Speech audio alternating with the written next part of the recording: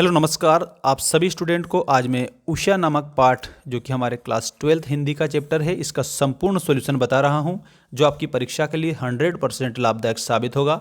सभी बच्चे चैनल को सब्सक्राइब करके रखना, और यदि आप लोगों को नोट्स चाहिए तो लिंक मैंने डाल रखी है डिस्क्रिप्शन में, जल्दी से आप जाकर डाउनलोड कर लीजिएगा।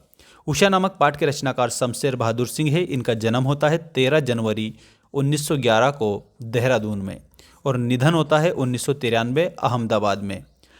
इनको साहित्य अकादमी सम्मान भी मिला है और कबीर सम्मान भी मिला है।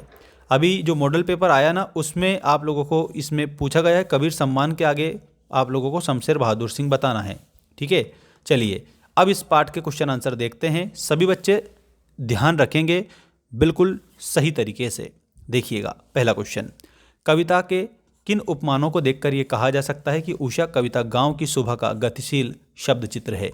शब्द चित्र मतलब कि ऐसा चित्र जो जिस प्रकार से गांव में घटनाएं घट रही है, जैसा हो रहा है उस समय उसको अंकित कर देना, लिख देना, बता देना, वो शब्द चित्र होता है। समझिएगा, ये कहा जा सकता है कि उषा का मतलब होता है भोर अर्थात सुबह का समय। उषा कविता गांव की सुबह का गतिशील शब्द चित्र है, क्योंकि इसमें कवि ने गांव की सुबह के क्षण प्रतिक्षण बदलते हुए दृश्यों को विभिन्न उपमानों के माध्यम से बहुत ही खूबसूरती से प्रस्तुत किया है। अब इसमें कौन से उपमान बताए हैं, कौन सी विशेषता बताई है। उपमान का मतलब यहाँ पर विशेषता है, उपमा दे दी है उन्होंने। ठीक है, अब कविता में प्रयुक्त उपमान है नीला शंख जैसा आकाश। अब नीला शंख ये विशेषण है। ठीक है, अब विशेषण विशेष होता है तो आप लोगों को याद रखना है। अब नीला शंख जैसा आकाश सुबह के आकाश की पवित्रता और नीलिमा को दर्शाता है।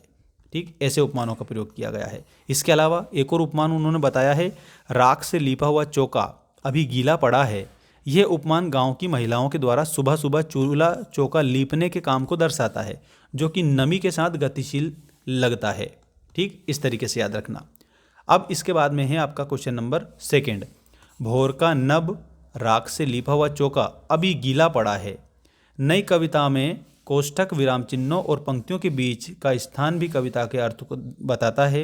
उपयुक्त पंक्तियों में कोष्ठक से कविता में क्या विशेष अर्थ पैदा हुआ है, इसका मतलब समझो।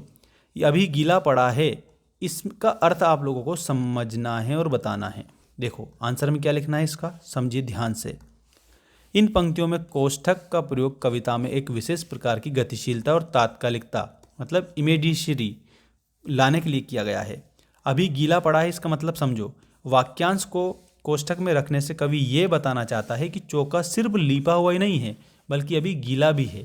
ठीक, दूसरा समझो, ये गीलापन इस बात का संकेत है कि क्रिया अभी अभी हुई है, मतलब अभी अभी काम हुआ है, यानी सुबह का समय अभी अभी शुरू हुआ है और चौका लीपने का काम अभी हाल ही में पूरा हुआ है। इसलिए उन्होंने कहा है कि अभी गीला पड़ा हुआ है।